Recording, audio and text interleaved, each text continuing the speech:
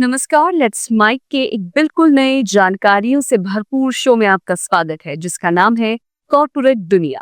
ये सिर्फ एक प्रोग्राम नहीं है, बल्कि एक खिड़की है उस दुनिया की तरफ जहां बिजनेस की चालें, स्टार्टअप्स की उड़ानें, मार्केट की धड़कनें और कंपनियों के भीतर की कहानियां आपको समझाई जाएंगी, आसान, रोचक और भरोसेमंद अंदाज में। आइए सबसे पहले नजर डालते हैं कारोबार की दुनिया की आज की खबरों पर। भारत और अमेरिका के बीच द्विपक्षीय व्यापार समझौते को लेकर बातचीत फिलहाल टल गई है। ये बातचीत 25 से 29 अगस्त को होने वाली थी। अब तक इस समझौते के लिए 5 दौर की बातचीत पूरी हो चुकी है। छठे दौर के लिए अमेरिकी टीम को भारत आना था। इससे पहले अमेरिका ने 6 अगस्त को भारत पर कुल 50% टैरिफ लगाने की घोषणा की थी। अमेरिका कृषि और डेयरी क्षेत्रों में अधिक बाजार पहुंच की मांग कर रहा है, जिससे भारत इनकार कर चुका है। भारत ने साफ कहा है कि वो किसानों और पशुपालकों के हितों से समझौता नहीं करेगा। दोनों देश सितंबर-अक्टूबर 2025 तक बीटीए के पहले चरण को पूरा करने की योजना बना रहे हैं। इस बीच केंद्र सरकार ने अमेरिका के टैरिफ का जवाब देने की तैयारी कर ली है।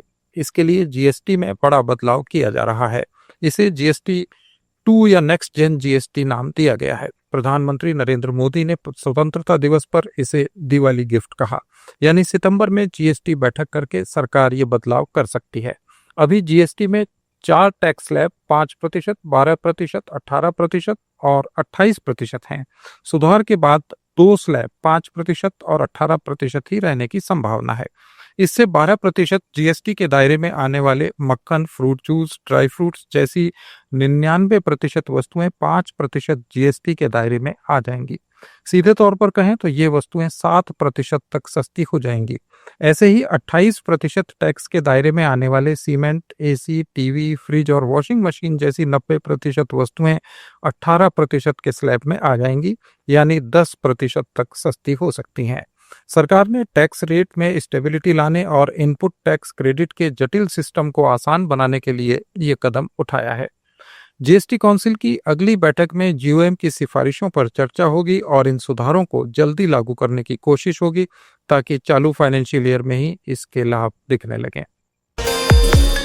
एप्पल के लिए स्मार्टफोन बनाने वाली कंपनी फॉक्सकॉन ने भारत में आईफोन 17 का प्रोडक्शन शुरू कर दिया है। ये प्रोडक्शन बेंगलुरु के नए प्लांट में शुरू हुआ है। भारत में ये यूनिट चीन के बाहर फॉक्सकॉन की दूसरी सबसे बड़ी मैन्युफैक्चरिंग साइट है। इसमें लगभग 25,000 करोड़ रुपए का निवेश किया गया है। इससे पहले चीन ने भारत में आईफोन बनाने वाले 300 से ज्यादा इंजीनियर्स और टेक्नीशियंस को अचानक वापस बुला लिया था। इसके कारण आईफोन 17 के प्रोडक्शन में रुकावट आई थी। अब कंपनी ताइवान सहित दूसरे देशों से विशेषज्ञ बुलाकर ये गैप खत्म कर रही है। हालांकि भारत में अभी आईफोन 17 का प्रोडक्शन छोटे स्तर पर शुरू हुआ है। चीनी इंजीनियर फॉक्सकॉन की hi tech assembly line, factory design और इंडियन एम्प्लॉयज को प्रशिक्षण देने का काम कर रहे थे। इसके लिए भारत सरकार ने चीनी इंजीनियर्स के लिए वीजा की सुविधा भी प्रदान की थी, ताकि प्रोडक्शन में कोई बाधा न आए।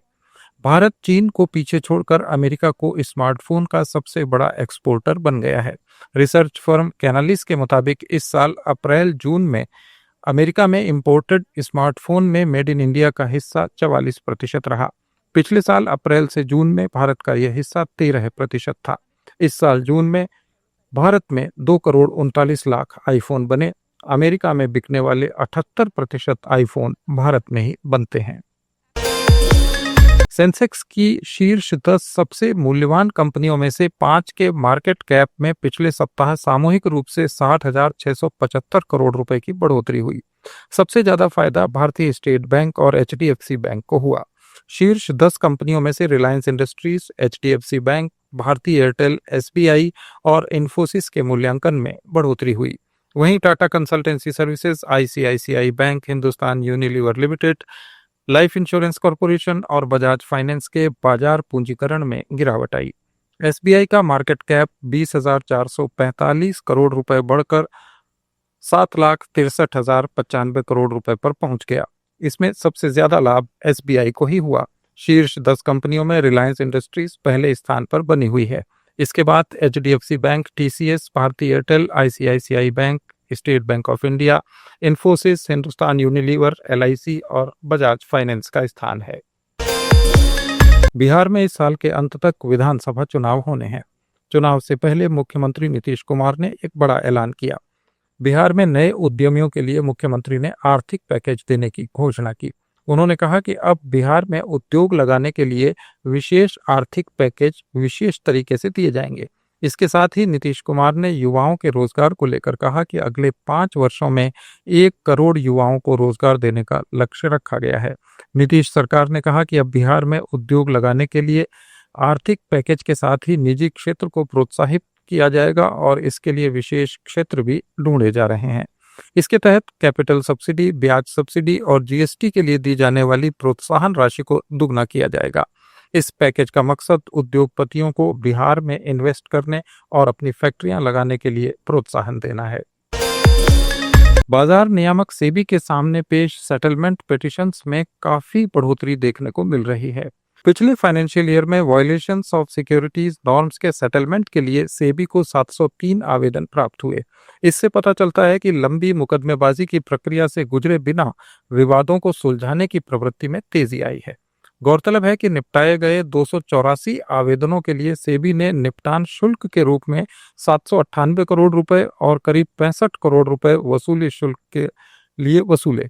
ये निपटान आदेश विभिन्न नियमों के उल्लंघनों के बारे में जारी किए गए थे, जिनमें insider trading, fraudulent trade practices, alternative investment funds, mutual funds और फॉरेन पोर्टफोलियो इन्वेस्टर्स शामिल हैं। ऐसे निपटान मामलों के साथ साथ सेबी ने कई अपीलों का भी निस्तारण किया। केंद्रीय पेट्रोलियम मंत्री हरदीप पुरी ने एक्स पर उज्ज्वला योजना का एक वीडियो साझा करते हुए लिखा कि प्रधानमंत्री उज्ज्वला योजना ने महिलाओं को सच्ची आजादी दी है। लकड़ी इकट्ठा करने में लगने वाले घंटों, धुएं से भरी रसोई और उन स्वास्थ्य जोखिमों से जिन्हें वे पहले झेलती थीं। What does energy freedom truly mean?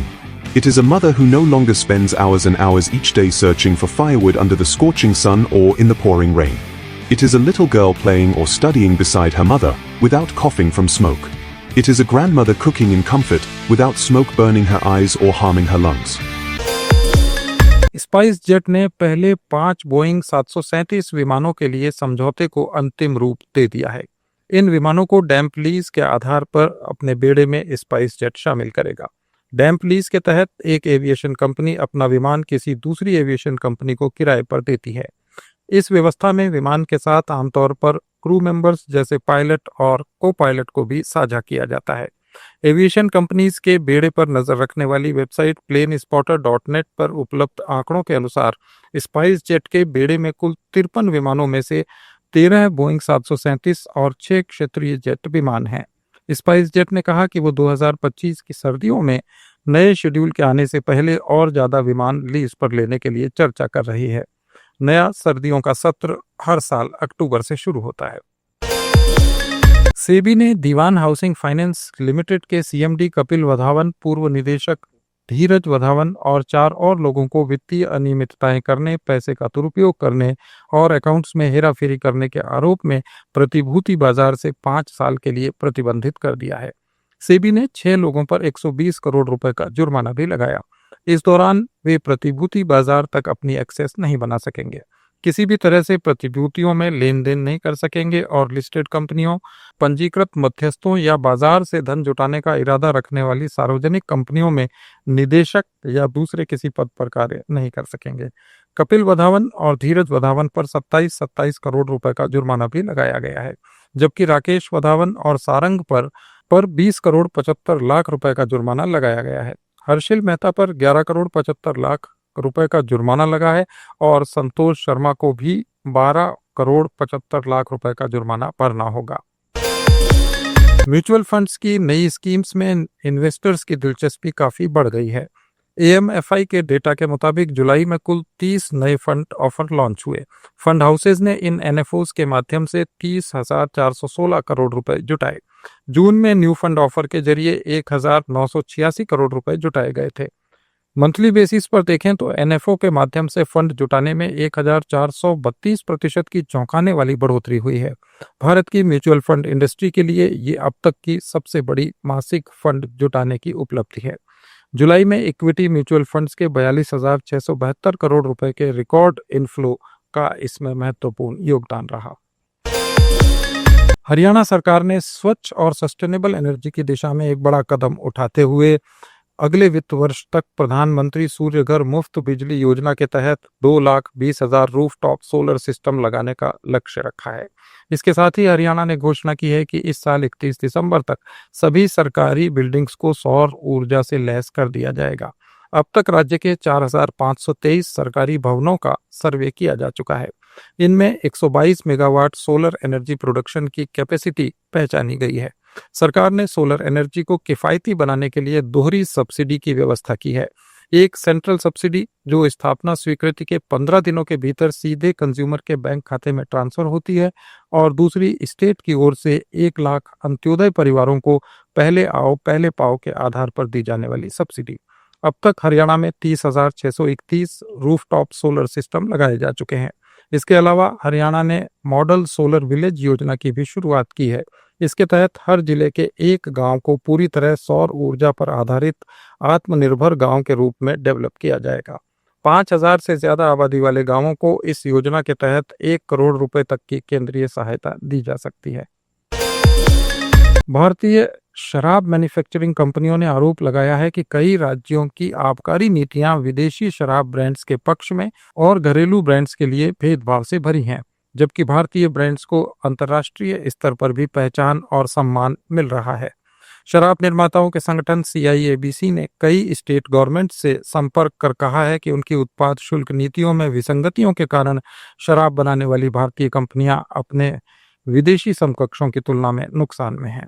भारतीय मादक पेय निर्माताओं की शीर्ष संस्था CIABC ने कहा कि इंडियन ब्रांड्स को इंपोर्ट BIO की तुलना में ज्यादा उच्च ब्रांड रजिस्ट्रेशन शुल्क चुकाना पड़ता है। इससे कई राज्यों में प्रोडक्ट्स के प्रवेश में बाधा आती है। CIABC ने कहा कि विडंबना यह है कि जब भारतीय प्रीमियम और लग्जरी ब्रांड्स दुनिया भर में सराहे जा रहे हैं, तब उन्हें अपने ही देश में टैक्स से जुड़ी अड़चनों और भेदभाव का सामना करना पड़ रहा है। ये थे कॉर्पोरेट जगत के आज के कुछ प्रमुख समाचार। अपडेट्स के लिए जुड़े रहिए लेट्स माइक के साथ। आप सुन रहे थे कॉर्पोरेट दुनिया, जहां हम लाते हैं कारोबार की गहराई से जुड़ी रिपोर्ट्स आसान भाषा में। फिर मिलेंगे अगले एपिसोड में किसी और दिलचस्प सेक्टर की कहानी के साथ। तब तक के लिए जुड़े रहिए और सुनते रहिए कॉर्पोरेट दुनिया। लेट्स माइक के नए दर्शकों से गुजारिश है कि हमारा ऐप डाउनलोड कीजिए और चैनल सब्सक्राइब कर हमें प्रोत्साहित कीजिए, ताकि हमारे कार्यक्रम आप तक निर्बाध पहुंचते रहे। नमस्कार। It's time for news. It's time for more than radio. Presenting the first radio news app, Let's Mic. Let's Mic, a news-based app on your phone where you get to watch and listen news, talk shows, interviews, radio show podcasts. On Let's Mic, you get all relevant information of TV, print, radio, podcast, and digital. Let's Mic talks about every segment of life.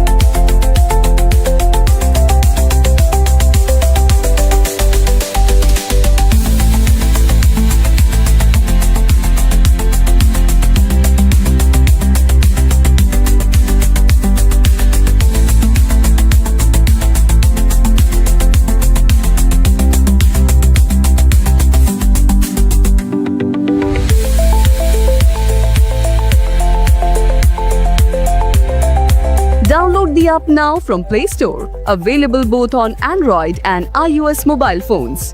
Follow us on YouTube, Instagram, Twitter, LinkedIn, Facebook, Telegram, WhatsApp, Snapchat. Let's talk, let's connect, and let's mic.